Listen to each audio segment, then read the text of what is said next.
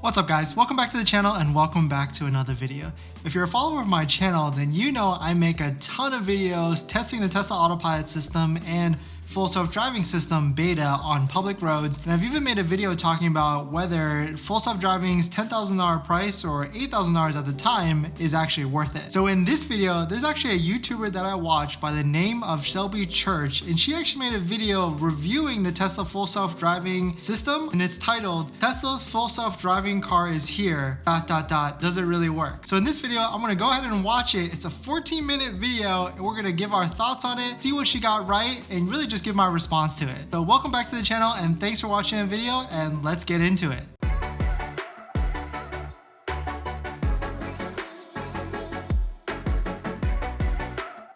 Thanks for watching another video, guys. If you're new here, my name is Dennis. I have a Tesla Model 3 and a Nissan GT-R, and I make videos about my experience. If you're interested in any of that, please hit that subscribe. All right, so let's go ahead and start this video. I actually really like Shelby Church's content. I watch a lot of her videos, a lot of like the tech reviews. Let's go ahead and watch this video and see what she thinks.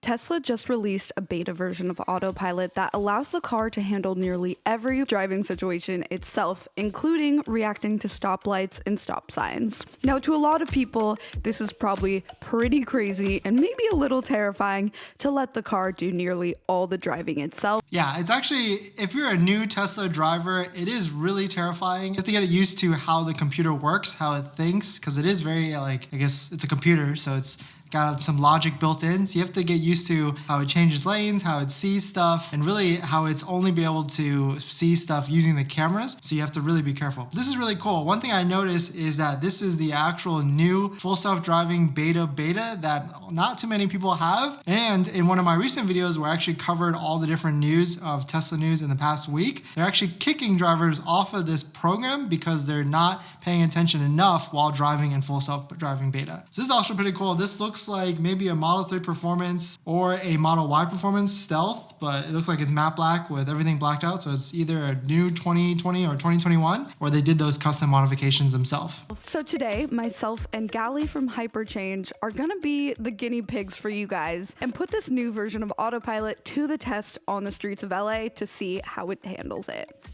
Really, the dream with self-driving cars would be for them to get to the point where you can just hang out in the back seat, watch YouTube videos, and let the car drive you and not even worry about it. Or when robotaxis come out, you can actually have your car go out there, be an Uber for other people, and then you can just sit back at home and collect the checks. At least personally, that is my dream with the car. I really do think we are so close to getting to the point where we can just chill in the back seat, but it is going to require a lot more people to have this beta version tested out, and unfortunately, we aren't there yet. And it's also going to require a lot of government agencies and regulatory agencies to approve Tesla's full self-driving, so we're probably still years away, if not 5 to 10 years away from actual full self-driving, in my opinion.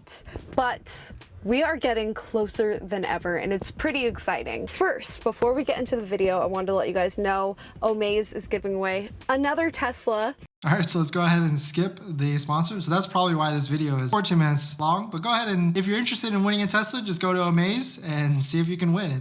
And you're donating money to a good cause, which is great.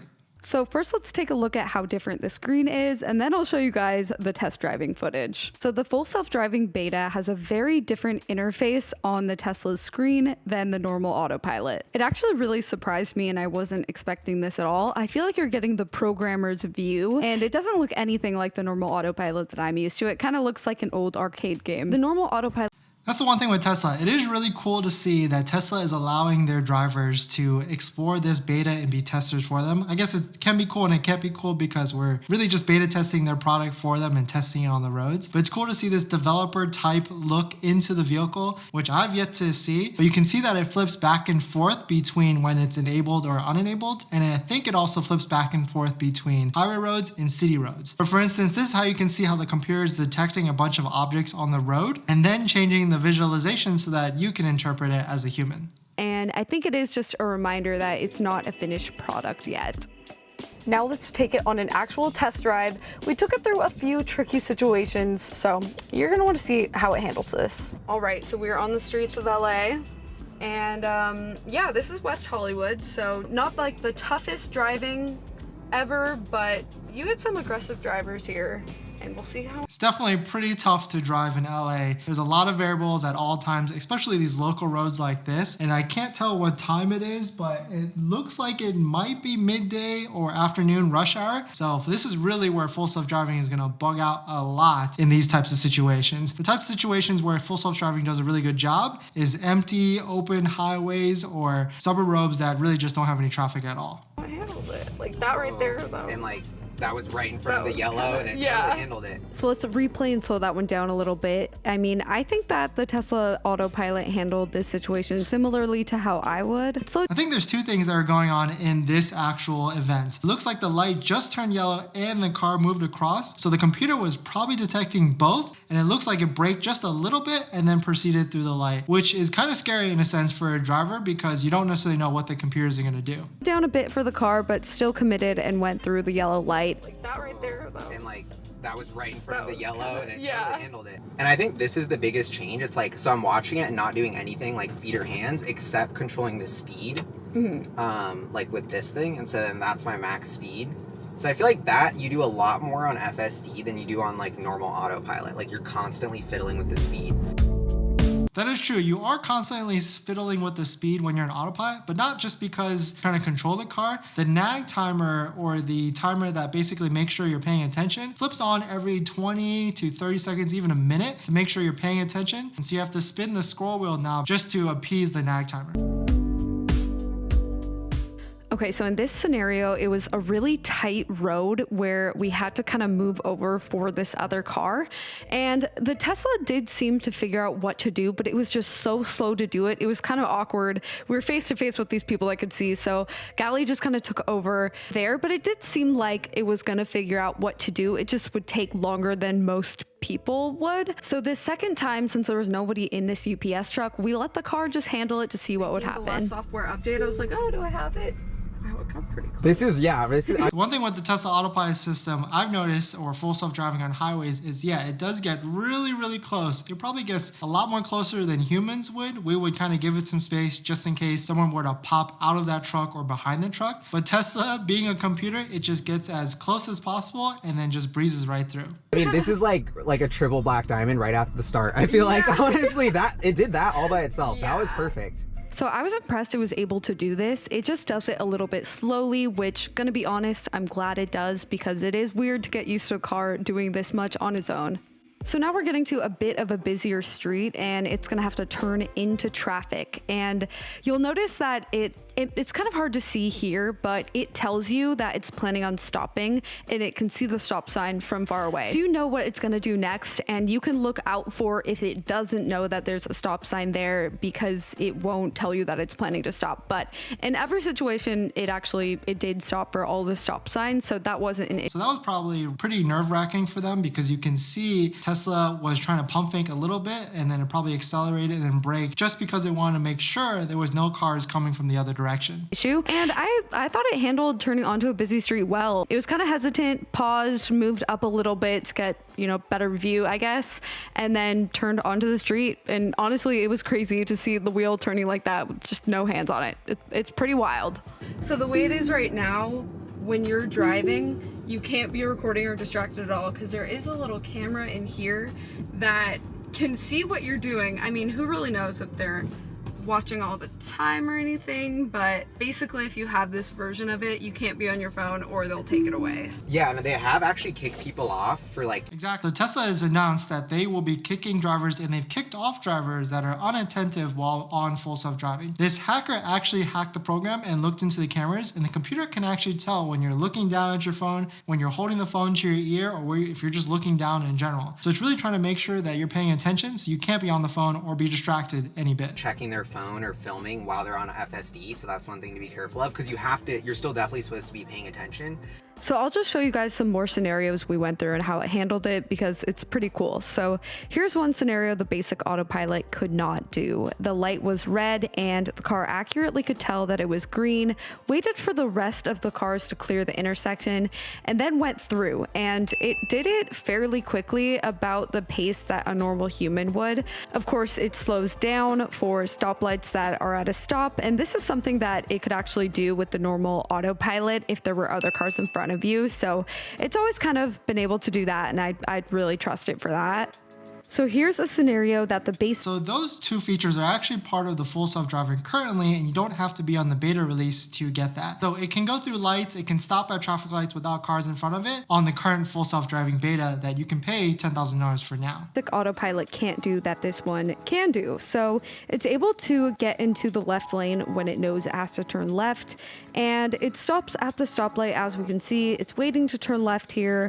And it's kind of cool to look at the screen and see everything that it sees. So each car is like a little moving box, and you'll notice sometimes they blink, which is a little weird actually. Like they disappear, but they come back really quickly. So we can see when the light turns green, hands-free, it is able to complete this turn. So that's pretty cool. You do have to kind of put your hand on the wheel to let it know you're there, but it can do the whole turn without your hands.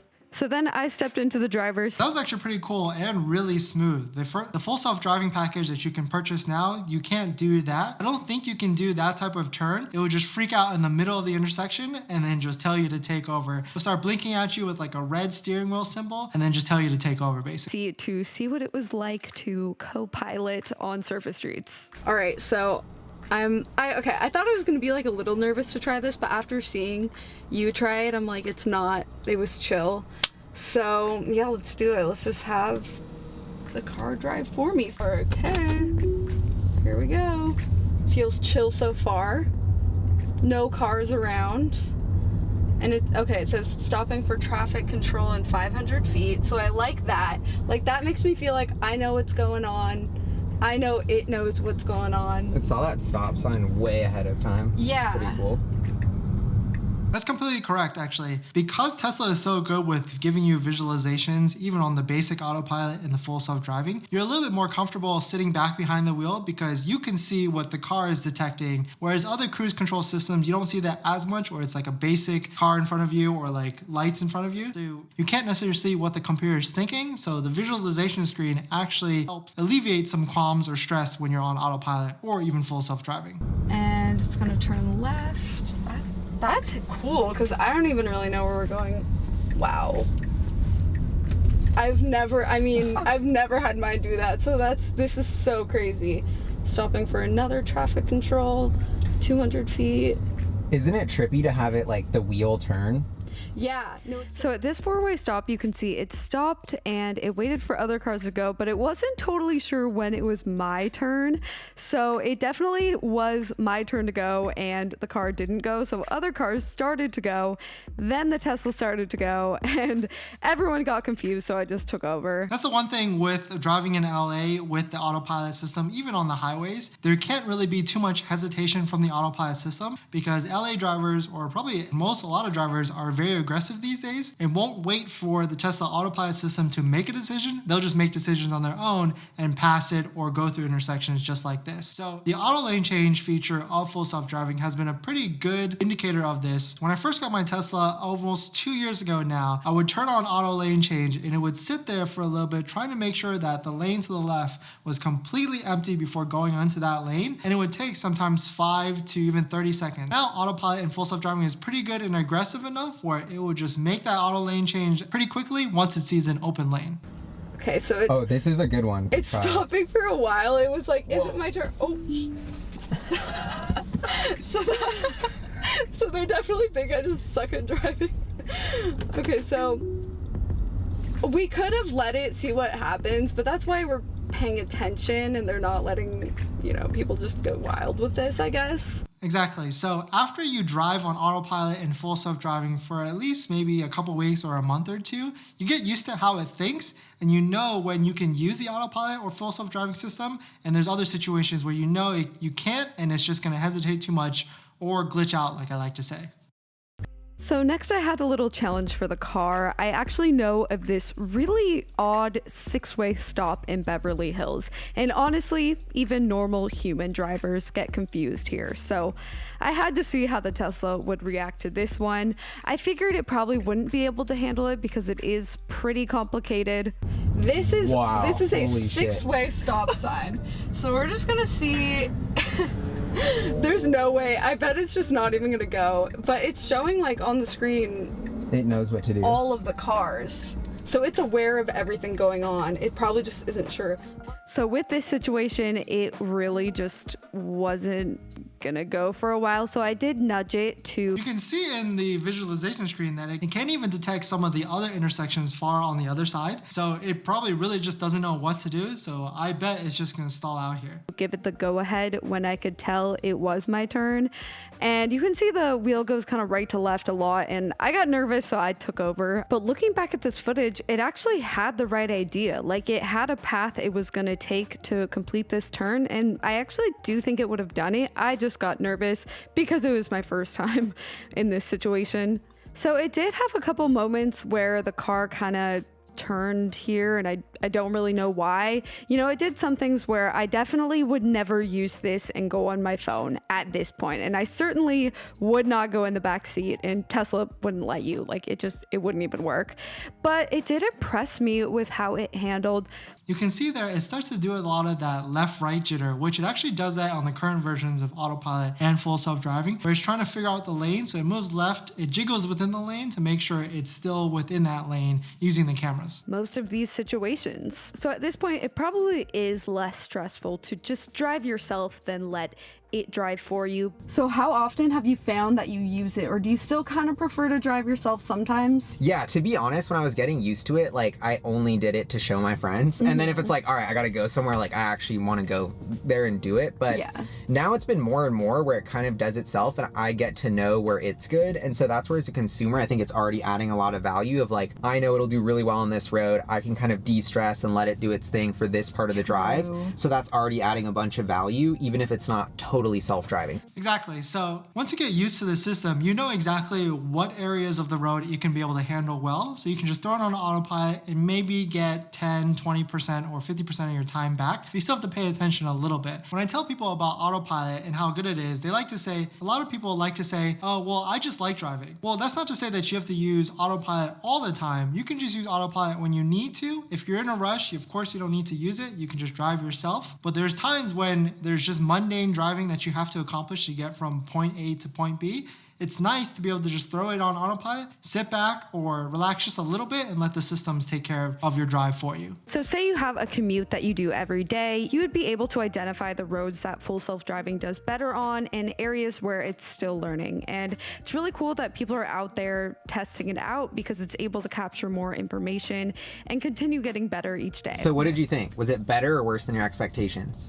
It was better in terms of, like, I felt more comfortable with it than I thought I would, but I guess just the visual screen of it was worse because it's like a beta version. Like, I thought it would be more of like what you see with the autopilot I have. Like, they have really nice looking stop signs. Like, the graphics are just a little nicer. I'm sure they'll add that on later, so I'm not too worried. Yeah, and it kind of feels like a teenager driving that you just have to watch, and it's like pretty good most times, but then it kind of makes like a couple boneheaded moves with decreasing frequency, I would say. I've definitely said that a lot. Autopilot feels like a teenager or a kid driving that, or a student driver that you have to kind of watch a lot, or it feels like sitting in a really bad Uber driver. The kind of drivers that pump their brakes a lot, accelerate really quickly, and just really just care about them being comfortable and not the passengers. So autopilot just really takes getting used to, but the one thing I can say is that it's gotten smoother and smoother with every single update over the past year and a half. So I feel like, I don't know, it's just gonna keep, and the way they have it set up, these new updates, it's just gonna keep getting better, and like, at least for me, I feel like I can see the path to where it gets like really good. It's like it has its permit, you know? Like, before you get your license. That's kind of where it's at right now. But I'm impressed. It's so cool to see. After trying out this beta version of the full self-driving, I do feel like Tesla is closer than ever and closer than any other company to actually achieving this goal. But it's definitely not there yet, and they're not even really claiming for it to be there. You do have to be paying full attention. The funniest thing really was the four-way stops, because it would just be... But yeah, full self-driving, everybody has to remember that it's still in beta. Even though you're paying for the software of it, it's still not feature complete, and you're really just a tester, and you accept a bunch of waivers and everything when you want to download it. So really the question is is full self-driving beta, the incomplete version with only a handful of the features like auto lane change, summons, auto park. Is that worth $10,000 at its current state? I would argue to say it's probably not. And if I had the opportunity to get my money back, I would ask for some of it back because it's not feature complete. And maybe when it gets there, I'll pay more, but at least I'll have my money back now. So yeah, this is where I'm going to go ahead and end, guys. Thanks for watching this video on my reaction to Shelby Church's review of full self-driving. Let me know you guys' thoughts. Do you have full self-driving and was she pretty accurate on her statements? Or do you have different experiences with it yourself? Love to hear you guys' thoughts. Alright guys, thanks for watching this video and I'll see you guys in the next one. See ya!